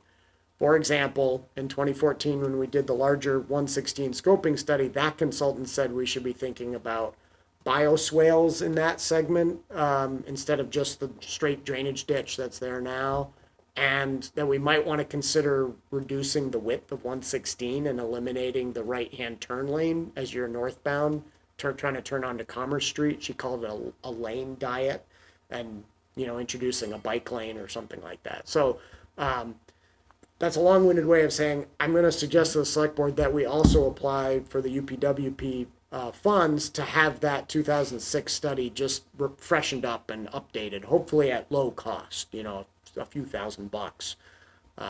So those are the 2 projects that I'm thinking of bringing to them to think about. If you have other ideas on the transportation side or just pure planning side, let me know. We can put them in the mix. We had talked about form-based design questions, how we wanted to approach that as a possible study area. Do I remember that right? Form-based codes and Yeah, maybe we wouldn't go all the way to form-based Right, codes but here in town, but something like in, that. So we response. could apply for that through the UPWP if there was a transportation nexus, which a lot of the form-based codes do have that because it's streetscape level stuff. Then we would have access to more funds, and it would be an 80-20 match. If it were not transportation related, then Yeah, then it's it's a not fee from for that- service thing, it's and not from we that just have to budget fund. for it. They don't really have monies to support us, but they can provide staff resources if we can pay their hourly rate. So that might be something to think about. Is this application for help and funding different than the yearly one that we've applied with Yes. before and we've gotten rejected for a couple of Yes. years now? So that It's one is different than that? That's the state municipal planning grant program. This is Chittenden County Regional Planning Commission Right. funding program. So that state program may be the one where we talk about form-based design. Yeah, I think that one And would probably be apply a for good it candidate there. for that. The RPC has funded a form-based project in Westford through this UPWP program. They had to cobble together some other funding to make it To make happen. it work, So yeah. it's not like that's not a possibility. So again, if you're interested, talk to me. We could think about what's the right Well, I think the funding board source. has talked about that being something we wanted to consider. Yep, this is for next fiscal year, just so you're all Right. aware. We would make this Right. application, they would decide, and then any project would start after July 1. But there'll be more time to talk about this on the 12th if, we want to flesh out any other ideas. I just didn't want you to be surprised when January 18th rolled around and the select board decided to do projects X and Y and you didn't realize you could have had input. Thanks. All right. Motion to adjourn. Thanks, everybody.